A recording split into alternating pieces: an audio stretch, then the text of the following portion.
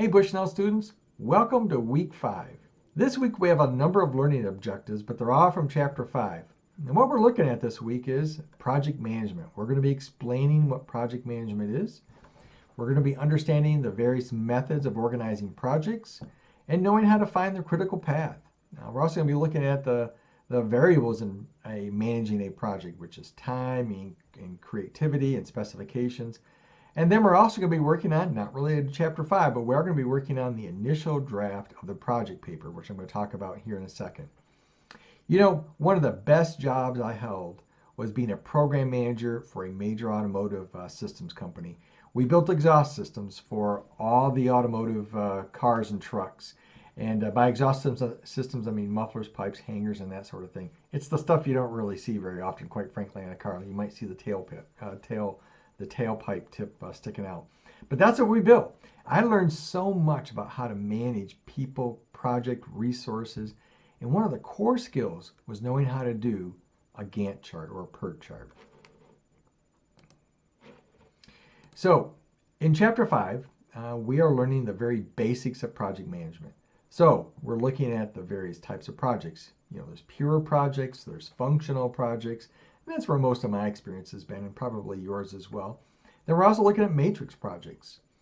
Knowing the differences because not all projects need to be structured the same. So what are some of those elements of any project? They are the milestones, predecessors, successors. Those are the kind of like the pieces of the puzzle that fit together to make a project.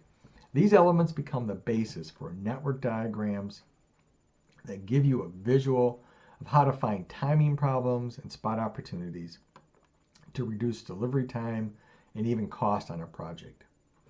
Well, unsaid in the text, in the course text, but learned through some of my own experiences and probably some of yours as well. I'm going to give you a list of some things that I've just learned about project management over the years.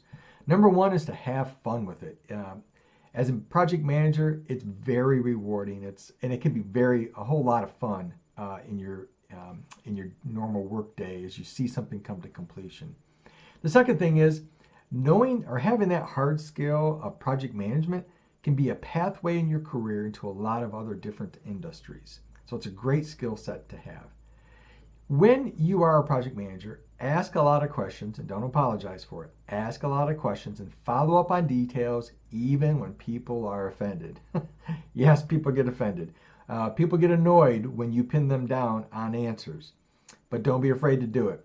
Success in project management is often defined in how well people know what they're doing in the details, and it's up to you to ask them that if you're the project manager. It's the details that keep projects from being successful. Your job as a project manager is to make sure that people doing the work know the detail of their own jobs and their own tasks. All right, let's talk for a moment, excuse me, about the upcoming project paper. Instead of a final exam in this class, I want you to work on a project paper. You might be surprised to know how many college graduates do not know how to critically analyze a problem, write a solid paper about the problem and the solution, and then present those solutions to their management. I know this seems very cliche, but in doing this project successfully, you will have a skill that many of your coworkers are not likely to have. They won't possess this skill. I hope you do not dread this project to the point of being paralyzed by it. Instead, I want you to have a skill that is vitally critical to your success as a leader in your career. In this project paper, you must think like an operational leader.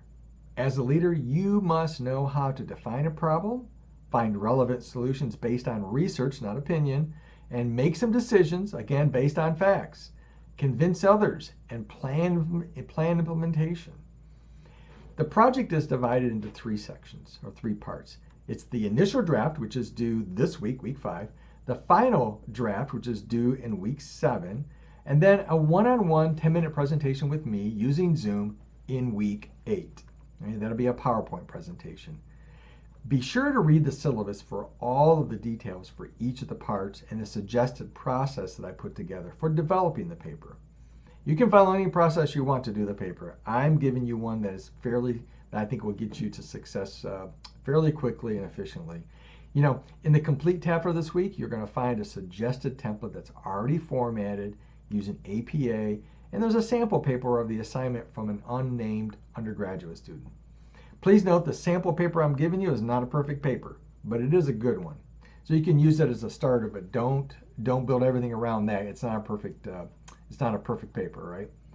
I want your final paper to be the model. I want to be able to use your paper in future classes as the one I'm displaying as a benchmark.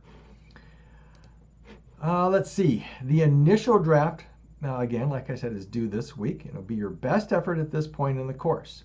You will have an opportunity to fix problems and make improvements for the final paper, which is due in week 7. Now, the draft should include 2 or more citations to some scholarly references, and you can include the course text, but you've got to go get another one for the draft. So you have to have 2 for the draft. As I grade your initial draft, I'll make suggestions to improve the final paper in areas such as clarity in writing, increased detail, APA scholarly style, grammar, and operations management content. The initial paper must be a total of 7 pages written in APA style. The final paper builds on the initial paper and must be a total of 10 pages written in APA style. The more work you put into that initial paper, the easier completing the final paper will become. Be sure to study the rubrics for all 3 parts of this project at the end of the syllabus. Okay, that's enough for right now. Please be sure to watch this week's devotional and catch all of the required and attend tabs. Remember, God is on his throne. He's always been there and he's always going to be. Have a great week.